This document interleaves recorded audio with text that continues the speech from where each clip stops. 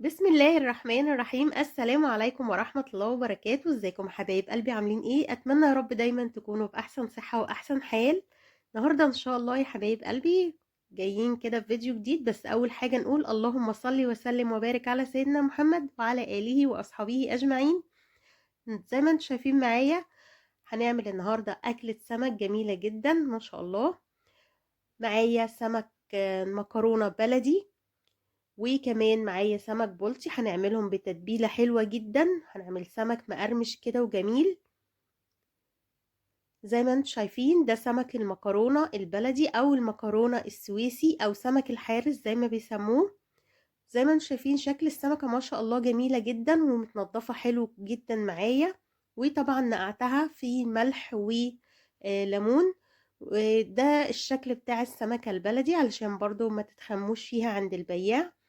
وكمان هنعمل سمك البلطي. هنعمل سمك بلطي مقلي جميل جدا. وطبعا عشان السمكية بتاعتي تشرب من التتبيلة عملت فيها فتحات بالشكل اللي احنا شايفينه ده. ويلا بقى نعمل احلى تتبيلة للسمك بتاعنا. بس طبعا ما تنسوش لو اول مرة بتشوفوا القناة ما تنسوش تشتركوا فيها وتفعلوا الجرس عشان يوصلكوا دايما كل جديد. وكمان ما تنسوش يا حبايب قلبي تحطوا لايك للفيديو. ويلا بينا نعمل احلى تتبيلة للسمك بتاعنا. بقى التتبيلة بتاعت السمك بتاعنا زي ما انتم شايفين معايا. التتبيلة بتاعت السمك بتاعتنا جهزتها بالشكل اللي احنا شايفينه ده. معايا هنا توم وفلفل اخضر وفلفل احمر حامي او حار. وطبعا لو حابين تستبدلوه ببارد مفيش مشكلة. حطيت ملح، كمون، فلفل اسود، كزبرة ناشفة، بهارات سمك، والليمون والخل، ودول اساسي طبعا في التتبيلة بتاعتنا. وزي ما انتم شايفين عملت التتبيلة في الكبة، لو حابين تعملوها في الهون مفيش مشكلة. وكمان ممكن نعمل التتبيلة دي ونعينها في الفريزر بتكون حلوة جدا. كمان لبست بقى الجوانتي استعدادا علشان ريحة التوم ما تمسكش في ايدينا. هبتدي بقى املح بطن السمكة بتاعتنا بالشكل اللي احنا شايفينه ده، وكمان الراس بتاعتها. وطبعا انا خليت الراس لان المكرونة من السمكة اللي هي سمك رقيق شوية ممكن تتهري بسرعة، فأنا سبتها عشان تكون متماسكة مع بعضها بالشكل ده. طبعا لو حابين تشيلوها مفيش أي مشكلة. نبدأ نملح بطن السمكة بالشكل اللي احنا شايفينه ده.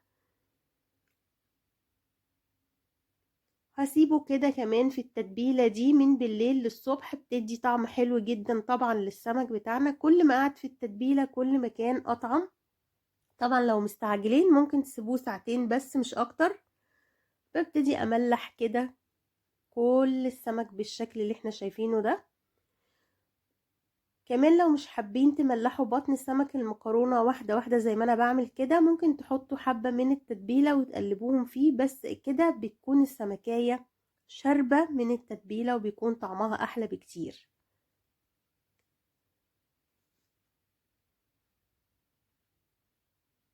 شايفين شكل البطن بتاع السمكة جميلة جدا، بيضة ونظيفة ما شاء الله. كمان انا عملت قبل كده السمك المكرونة، بس عملت السمك المكرونة المستورد او المجمد برضو بيكون حلو جدا. هسيب لكم اللينك بتاعه هسيب لكم الفيديو في اخر الفيديو دوت. وكمان هسيبها لكم في علامة الاي اللي بتظهر فوق. وكمان زي ما انتم شايفين السمك البلطي ببدأ برضو اتبله بنفس الطريقة. وكمان الفتحات بتاعته ببتدي احط فيها علشان تشرب من التتبيلة ولحم السمكة يكون متبل معانا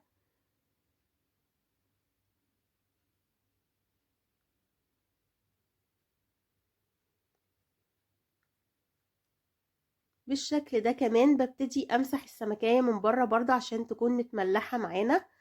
هبتدي بقى انا دلوقتي اتبل بقية السمك بتاعي كله بنفس الطريقة وارجع لكم تاني. كده يا حبايب قلبي بعد ما ملحت السمك بتاعي هبتدي اعصر عليه ليمونة. طبعا ده غير اللي كانت موجودة في التتبيلة. السمك مع الليمون والكمون بيكون تحفة جدا ما شاء الله. وهسيب بقى السمك بتاعي ده في التتبيلة كده ليلة كاملة من بالليل لحد الصبح عشان نبتدي نقليه مع بعض. طبعا زي ما قلت لكم حابين ما تطولوش، اقصى حاجة ليه هيكونوا ساعتين. سيبه كده ونرجع نكمل. نبدأ بقى نعمل بقى الرز بتاع السمك بتاعنا. معايا هنا حلة حطيت فيها بصلاية مفرومة مع شوية من الزيت، وببتدي اقلب البصلة لحد ما تبتدي تاخد معايا درجة اللون اللي احنا عايزينه. طبعا البصلة بتاعة السمك بتكون بني شوية، بس ما تكونش محروقة عشان تدي معانا طعم حلو للسمك.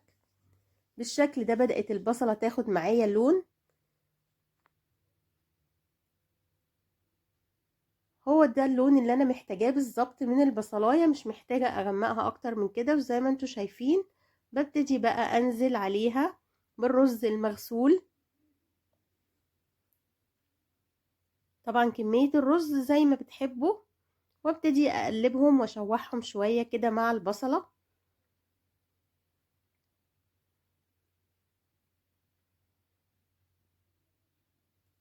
خلاص كده بحط عليه بقى الكمون والملح، واظبط طبعا الملح بتاعها.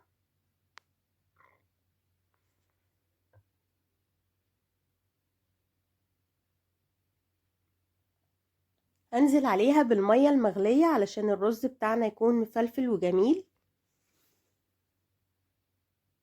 اظبط بقى الملح بتاعي تمام كده، مش محتاجة حاجة تاني. هبتدي بقى اغطي عليها، وطبعا كالعادة بنوطي عليه علشان يستوي.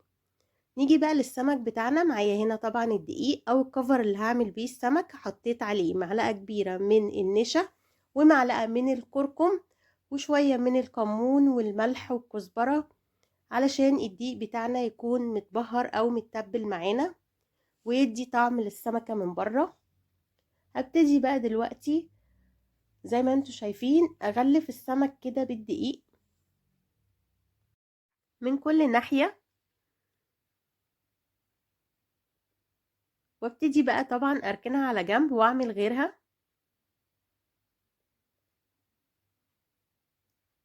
بنضغط عليها حلو طبعا عشان الدقيق يمسك فيها.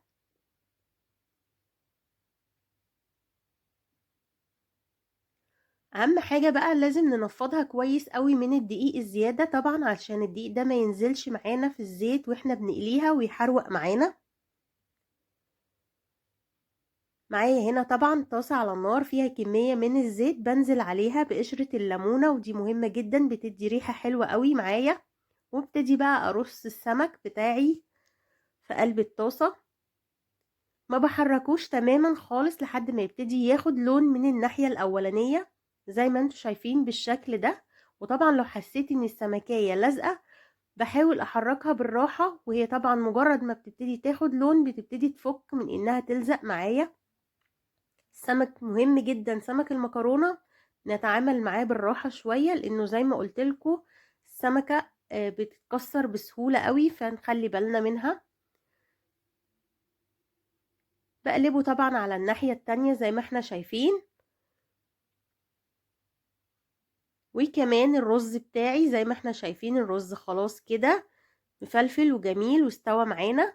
خلاص كده السمك كمان خد لون من الناحية التانية واتحمر حلو جدا. ببتدي طبعا اطلعه على مناديل مطبخ عشان تمتص اي زيوت زيادة موجودة معانا.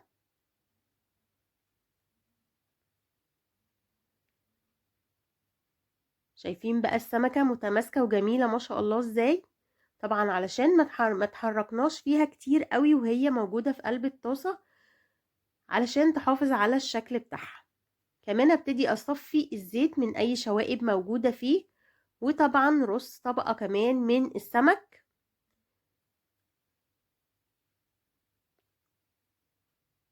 وبنفس الطريقة بعمل السمك البلطي زي ما انتوا شايفين، بقليه برضو بنفس الطريقة كده. وطبعا مش بحركه غير لما بيكون اتحمر من الناحية زي ما احنا شايفين الاولانية.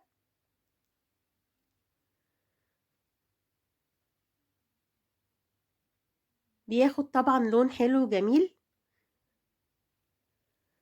كمان يا حبايب قلبي نبدأ بقى نعمل الطحينة بتاعتنا.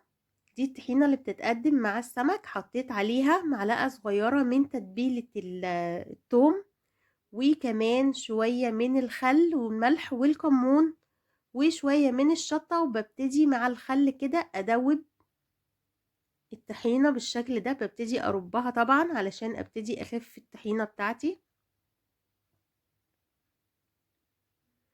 معايا بقى كمان شوية من المية الدافية، ببتدي ازود بالتدريج حبة في حبة لحد ما اخلص كمية الطحينة بتاعتي كلها واوصل للدرجة اللي انا محتاجاها من الطحينة. زي ما انتوا شايفين كمان زينت الوش بتاعها بشوية من البقدونس والشطة او البابريكا زي ما تحبوا. وكده حبايب قلبي زي ما انتوا شايفين ما شاء الله شكل الاكلة بتاعتنا ما شاء الله يفتح النفس ازاي. بصوا السمك لونه جميل ما شاء الله ومقرمش معانا، وكمان عملنا سلطة بلدي والطحينة بتاعتنا شفنا كل التفاصيل بتاعتها والرز المفلفل.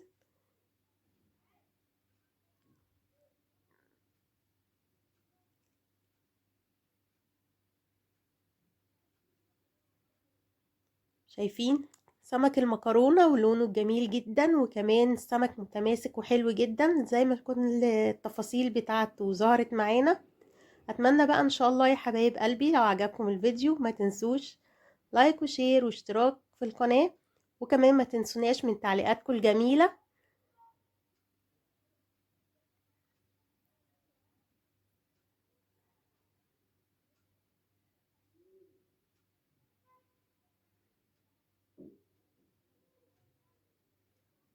والسلام عليكم ورحمة الله وبركاته.